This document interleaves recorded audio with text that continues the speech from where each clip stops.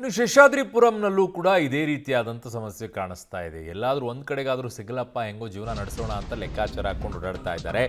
ಬೆಂಗಳೂರಿನಲ್ಲಿ ಈಗ auto gas ಅಭಾವ ಮುಂದುವರೆದಿದೆ. ಶೇಷಾದ್ರಿಪುರಂನ ಟ್ರೂ ಗ್ಯಾಸ್ ಬಂಕ್ ಕೂಡ ಬಂದ್ ಆಗಿದೆ. ನೋ ಸ್ಟಾಕ್ ಅಂತ ಬೋರ್ಡನ್ನು ಹಾಕಿ ಬಂದ್ ಮಾಡಿದ್ದಾರೆ. ಆಟೋ ಗ್ಯಾಸ್ಗಾಗಿಯೂ ಕೂಡ ಪರದಾಡುವಂಥ ಪರಿಸ್ಥಿತಿ ಈಗ ಬಂದುಬಿಟ್ಟಿದೆ. ದುಡಿಮೆಯೇ ಜೀವನ ಹೊರತು, ಆದರೆ ಈಗ ದುಡಿಮೆನೇ ಇಲ್ದಂಗೆ ಆಗ್ಬಿಟ್ಟಿದೆ. ಜೀವನ ಎಲ್ಲಿಂದ ಬಂತು ಅಂತ ಕೇಳ್ತಾ ಇದ್ದಾರೆ. ಬೆಂಗಳೂರಿನ ಹಲವು ಕಡೆಗಳಲ್ಲಿ ಆಟೋ LPG ಬಂಕ್ಗಳು ಬಂದಾಗಿದ್ದಾವೆ. ನಾನೀಗಿರುವಂಥದ್ದು ಶೇಷಾದ್ರಿಪುರಂ ರಸ್ತೆಯಲ್ಲಿರುವಂಥ ಈ ಬಂಕ್ನಲ್ಲೂ ಸಹ ಟ್ರೂ ಗ್ಯಾಸ್ ಅನ್ನುವಂಥ ಈ ಬಂಕ್ ಏನಿದೆ, ಇದು ಕಳೆದ 4-5 ದಿನಗಳಿಂದಲೂ ಕೂಡ ಬಂದಾಗಿರುವಂಥದ್ದು. ಇಲ್ಲಿ ಹಾಕಿದ್ದಾರೆ ನೋ ಸ್ಟಾಕ್ ಆಟೋ LPG ಅನ್ನುವಂಥ ಬೋರ್ಡನ್ನು ಕೂಡ, ಅಂದರೆ ಒಂದು ಪೋಸ್ಟರ್ನಲ್ಲಿ ಹಾಕಿರುವಂಥದ್ದು.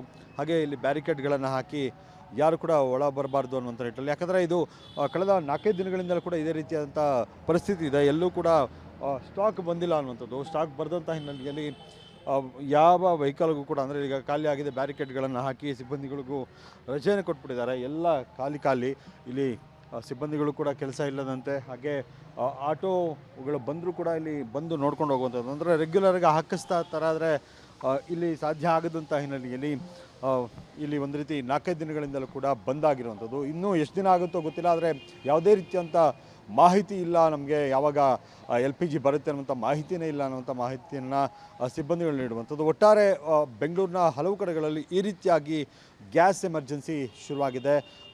ಬಹುಮುಖ್ಯವಾಗಿ ಆಟೋ ಚಾಲಕರಿಗೆ ಇದು ದೊಡ್ಡ ಮಟ್ಟದ ಹೊಡೆತ ಆಗಿದೆ.